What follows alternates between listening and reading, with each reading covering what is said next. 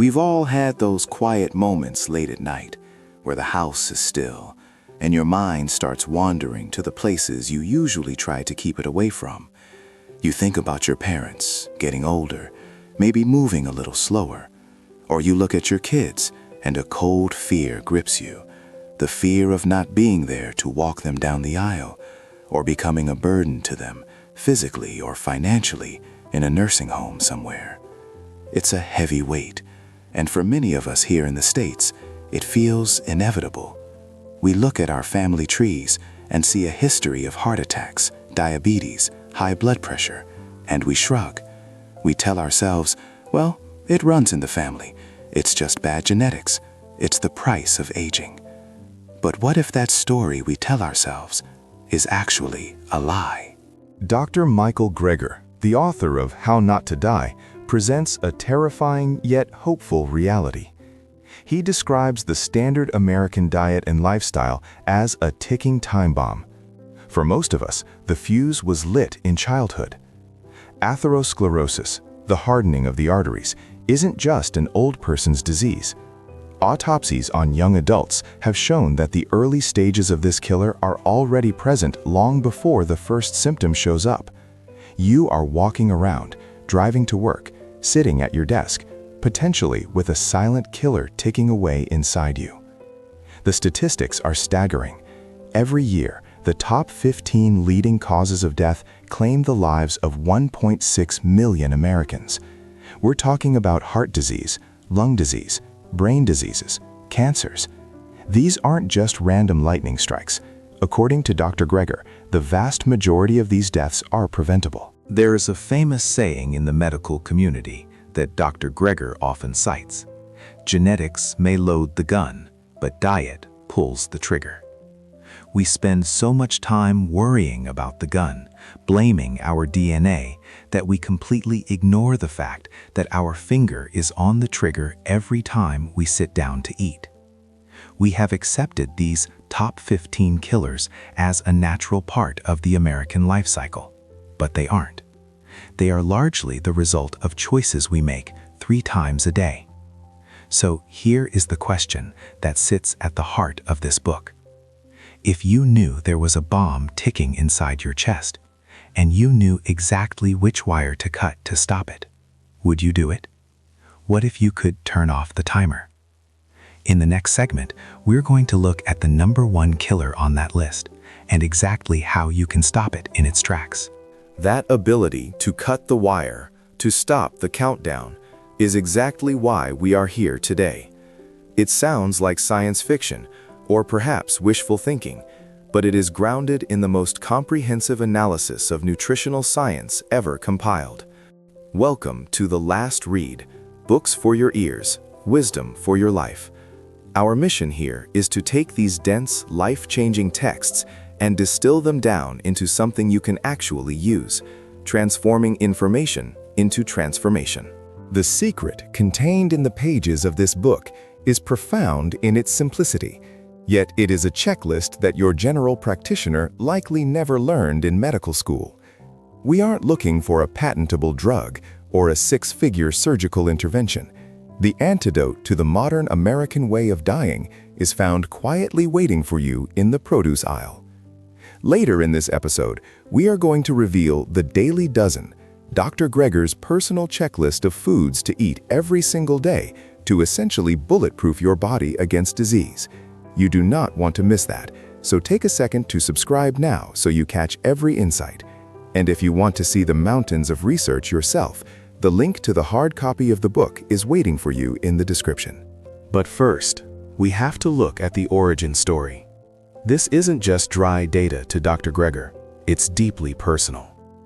It all began with a grandmother who was 65 years old, confined to a wheelchair with end-stage heart disease, and sent home by her doctors to die.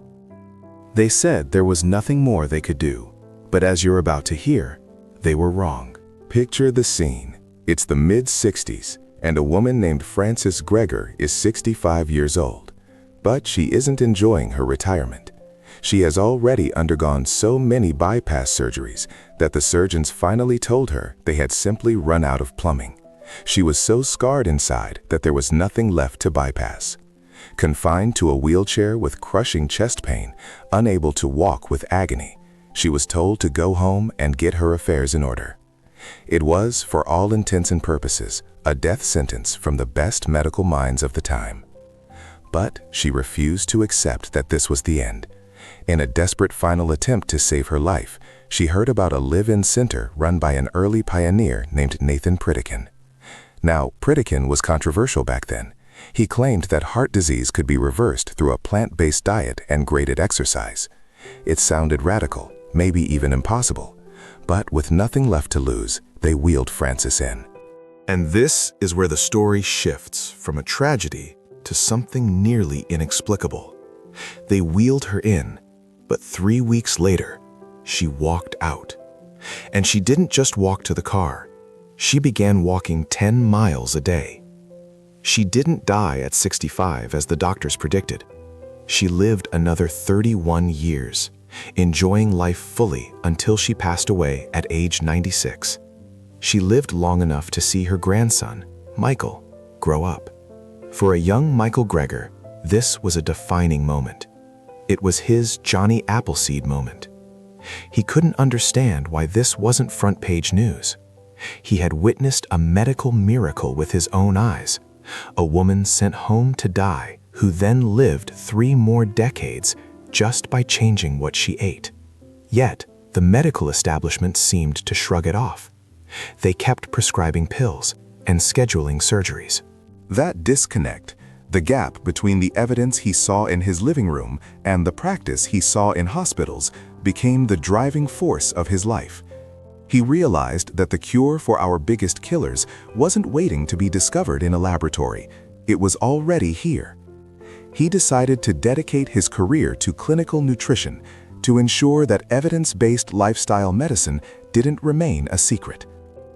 But to understand how his grandmother achieved the impossible, we have to look at the mechanics. We have to understand what was happening inside her arteries that nearly killed her and how she cleaned it out. It brings us to the #1 killer in the United States, heart disease. Think of it less like a mysterious illness and more like a plumbing problem. And unfortunately, most of us are pouring sludge down the drain 3 times a day. So, heart disease, the #1 killer of men and women in the United States. And honestly, it's a tragedy, because according to Dr. Greger, it is largely a choice. Now, to really get what's happening here, we need to visualize the plumbing. Imagine your arteries are the pipes in your kitchen sink. Atherosclerosis, which is just a fancy word for hardening of the arteries, is basically a clog. But here's the thing, it doesn't happen overnight. It's not like you eat 1 cheeseburger and the pipe bursts. It's a slow, accumulating guck. Think about pouring hot grease down the drain. It looks liquid when it goes in, right? But as it cools, it hardens. It coats the inside of the pipe, layer by layer, year after year. This is exactly what the standard American diet, or the SAD diet, does to us. We are pouring a steady stream of cholesterol and saturated fat into our systems 3 times a day. And Dr. Greger points out something terrifying. This starts early. Autopsies on children, tragic accident victims, have shown the first stages of these fatty streaks in their arteries by age 10 years old. So by the time we're in our 40s or 50s, that kitchen pipe isn't a wide-open channel anymore. It's a narrow, rusty, crusted-over tunnel. The blood can barely squeeze through. And what's the standard medical response? We try to bypass the clog surgically, or we throw chemicals down the drain, statins, blood thinners, trying to dissolve the mess while we keep pouring the grease in. It's like mopping up the floor while the faucet is still overflowing. Dr. Greger's message in How Not to Die is radically different. He says we have to turn off the faucet. This is the groundbreaking part, the part that most people don't know. Heart disease is not just preventable, it is reversible. That is a huge statement. If you stop damaging your arteries, if you stop pouring the sludge down the sink, your body can actually start to heal itself. The plaque can dissolve. The arteries can open up. There was a study mentioned in the book involving patients with advanced heart disease. These were people who had trouble walking to the mailbox without chest pain. They switched to a plant-based diet, and within weeks, not years, weeks, their angina improved. Some of them went from being wheelchair-bound to climbing mountains. Statins can't do that. Stents can't do that. They just manage the symptoms, but changing the fuel, that fixes the engine. It's empowering, right? But it also means we have to rethink everything we put on our plate. And it's not just about the grease in the pipes. It turns out this same way of eating affects how our body handles energy on a cellular level, specifically how we process sugar. And that brings us to another massive killer, type 2 diabetes. Most people think it's just about eating too many sweets, but there's a mechanism at play that's a lot more like getting gum stuck in a lock. Fat blocking the keyhole. It sounds strange, right?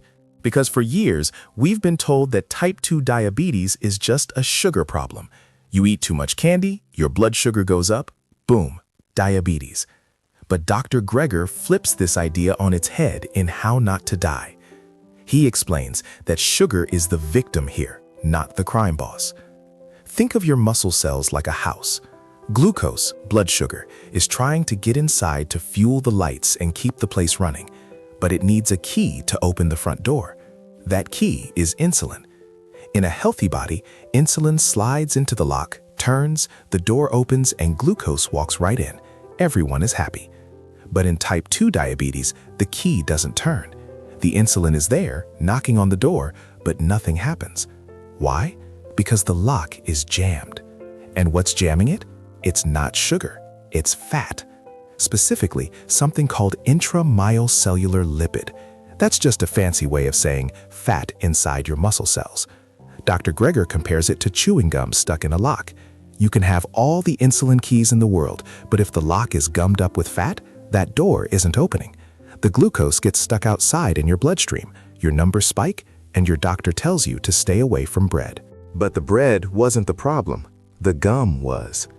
This is why you see studies dating back almost a century where people were put on extremely high carbohydrate diets, massive amounts of rice and fruit, and their diabetes actually reversed.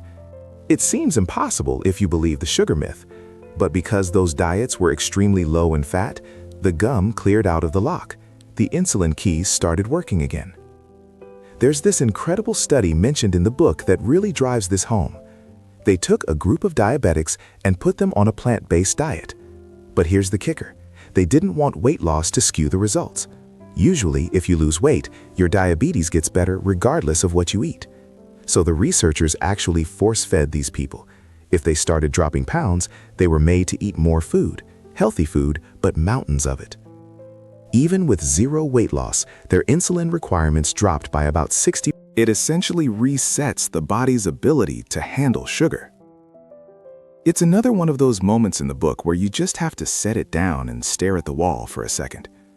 We're treating a dietary disease with drugs that just mop up the mess, instead of just stopping the leak, or in this case, cleaning the lock. So if heart disease is reversible, and type 2 diabetes is reversible, it starts to feel like we have a lot more control than we thought. It's not just about bad genes or getting older. It's about the choices we make at breakfast, lunch, and dinner. But this is where it gets tricky. Knowing why is one thing. Knowing how is another. You can't just live on theory. You need a plan. You need to know exactly what to put in your cart and on your plate to make this happen without feeling like you're in a science experiment. Dr. Greger realized that telling people eat plants was too vague. We need structure. We need a way to track it, almost like a game. And that led him to create a specific checklist, a tool that transforms all this high-level science into 12 simple boxes you can check off every single day. And that checklist is what Dr. Greger calls the Daily Dozen. It's effectively a way to gamify your health, transforming the daunting task of nutrition into a high score you try to beat every day. We're used to closing rings on our Apple Watches or tracking our steps, and Gregor applies that same satisfying logic to our plates. The genius of this approach is that it completely flips the script on how we usually diet in the United States. Think about it. Almost every popular diet is defined by what you cannot do.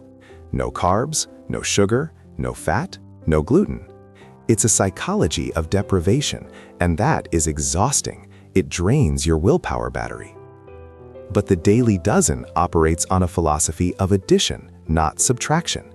It relies on a concept called crowding out. The idea is simple.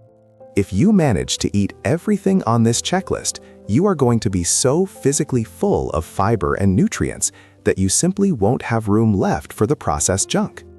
You aren't forcing yourself to resist the donut, you're just too full of the good stuff to want it. So, what exactly makes the cut? What are these 12 essential categories? It's a mix of broad food groups and very specific power players. You have your foundations, whole grains and beans. Then you get into the produce aisle, but he breaks it down specifically. It's not just eat vegetables. He lists cruciferous vegetables, like broccoli and cauliflower, separately from greens, and then has a category for other vegetables. Then he gets specific about fruit. You have berries, which get their own VIP category, and other fruits. Then you have the healthy fats and flavor boosters, flax seeds, nuts, and spices. Finally, he rounds it out with beverages, which is mostly water and tea, and the only non-food item on the list, exercise. There is something incredibly grounding about this list. It takes the vague, nebulous anxiety of, am I eating right, and turns it into data. Did I have my tablespoon of ground flax seeds today? Yes or no? Did I get my serving of berries? Check. And speaking of those specific items, when you look closely at the list, you start to see patterns. While all these foods are healthy, Dr. Gregor highlights a few that seem to pull double, even triple duty when it comes to longevity. Specifically, there are 2 categories on that list that act as the cornerstone for people who live the longest. And surprisingly, they are also the key to protecting our brains as we age. We need to zoom in on those, because they might just be the most undervalued tools in your pantry. And if we are talking about undervalue, we have to talk about beans. Yes, beans. I know, it's not the sexy answer. You probably wanted me to say goji berries harvested by monks in the Himalayas, or some rare root from the Amazon. But if you look at the blue zones, those 5 places on Earth where people consistently live to be over 100, there is one single dietary common denominator. It's not fish, it's not olive oil, it's legumes. Dr. Gregor calls beans the cornerstone of longevity. Whether it's black beans in Costa Rica, lentils in the Mediterranean, or soybeans in Okinawa, this is the fuel that keeps the human engine running for a century. In fact, the data suggests that for every 20-gram increase in daily legume intake, that's just a couple of spoonfuls, there is an 8% reduction in the risk of premature death. But we have to address the elephant in the room, or rather, the musical fruit in the room. This is the #1 cultural barrier in the US. People avoid beans because they're afraid of the gas, and Dr. Gregor actually tackles this head-on. He explains that the gas is actually a good sign, at least initially. It means you are feeding your good gut bacteria fiber that they haven't seen in a while. They are having a party down there. The trick, according to the book, is the adaptation period. If you go from 0 to a burrito bowl every day, you're going to have a bad time. You have to start low and go slow. Your microbiome needs about 2 to 3 weeks to adjust. Once your gut flora changes, the gas subsides, and you are left with the cheapest, most effective life extension drug on the planet. Now, if beans are the shield for your body, berries are the shield for your brain. Dr. Gregor uses a fantastic analogy here: brain rust. As we age, our brains effectively rust due to oxidative stress. It's inevitable. But if you look at the pigment in berries, that deep blue in blueberries, the dark red in strawberries, those are anthocyanins. They are antioxidants, And when we eat them, they don't just stay in the stomach. They cross the blood-brain barrier and latch onto the parts of the brain responsible for memory and learning. They are essentially rust-proofing your gray matter. The Nurses' Health Study, which followed thousands of women, found that those who ate the most berries delayed their cognitive aging by up to 2.5 years. 2.5 years of extra clarity, just for tossing a handful of frozen blueberries into your oatmeal. And that is the other key point Dr. Greger hammers home. We aren't talking about $20 imported fresh fruit. Frozen berries have the same, sometimes even more nutritional value because they are picked at peak ripeness. Canned beans, as long as you rinse the sodium off, are just as effective as dried. This isn't a diet for the elite. It's the most accessible medicine in the grocery store, often hiding on the bottom shelf. So you've got the fuel, you've rust-proofed the engine, but a car doesn't just need gas and oil to run. It needs a cooling system, and it needs to actually be driven. We need to look at the fluids you're putting in and how you move the machine. To the liquid cooling system. Water is the baseline, obviously. If you aren't drinking enough water, nothing else really matters. But Dr. Greger argues we should be viewing our beverage choices as missed opportunities for even more antioxidants. And this is where he introduces a heavy hitter that most Americans completely overlook. It's not green tea, it's hibiscus. He calls it sour tea because of its tart, cranberry-like flavor, and the science on this is genuinely mind-blowing. Greger cites a study from Tufts University showing that drinking 3 cups of hibiscus tea a day significantly lowered blood pressure in pre-hypertensive adults. But here is the kicker. When they tested it head-to-head against a leading pharmaceutical drug, captopril, 2 cups of strong hibiscus tea were as effective as the drug's starting dose. Let that sink in. A flower steeped in hot water, going toe-to-toe with a lab-created pharmaceutical. And the only side effect? It tastes a little sour. Though Greger does add a practical tip. Because it's acidic, rinse your mouth with water afterwards to protect your tooth enamel. It's a small price to pay for what is essentially, arguably, the healthiest beverage on the planet. So, you're hydrated, your blood pressure is down. Now, we have to move the machine. This is where so many of us get it wrong. We treat exercise like punishment. We eat a donut, so we force ourselves to run on a treadmill for 30 minutes to burn it off. Dr. Greger flips this script entirely. Exercise isn't about burning calories, it's about signaling. It's the use it or lose it principle in its most literal sense. When you are sedentary, when you sit at a desk for 8 hours, then sit in a car, then sit on a couch, your body receives a very specific biological signal. That signal is, we are not hunting, we are not gathering, we must be injured or in a famine. Conserve energy, atrophy the muscles. Your body literally starts to shut down systems to save resources because it thinks you're dying. To reverse that, you don't need to become a CrossFit athlete, you just need to send a different signal. The Daily Dozen recommendation is 90 minutes of moderate activity, like brisk walking, or 40 minutes of vigorous activity. Walking. That's it. When you walk, you are telling your biochemistry, I am active, I am hunting, keep the heart strong, keep the arteries flexible, we need this machine to work. It's not about looking good in a mirror, it's about convincing your body that you intend to stick around for a while. So, we've covered the food, we've covered the drink, we've covered the movement. The checklist is complete. But having a checklist and actually living by it are 2 very different things. We need to talk about the final piece of the puzzle, the mindset that ties it all together. So, what is this mindset? It's the realization that you are not a victim of your biology. For a long time, we've been told that our health is written in our DNA, that if your father had heart disease or your grandmother had diabetes, it's just a matter of time before you get it too. We treat family history like a prophecy. But Dr. Greger flips that script entirely. He uses a phrase that I think perfectly captures the entire philosophy of this book. Genes load the gun, but lifestyle pulls the trigger. Just because you have a genetic predisposition doesn't mean the disease is inevitable. You might have the gun loaded, sitting on the table, but if you never pick it up, if you never pull that trigger with your fork, your glass, or your inactivity, that gun never has to go off. That is an incredibly empowering thought. It means you are in the driver's seat. Now, I know we've thrown a lot at you in this series. We've talked about berries, beans, hibiscus tea, flax seeds, walking, and if you look at the full daily dozen checklist, it can feel a little intimidating. You might look at it and think, there is no way I can hit all of these every single day.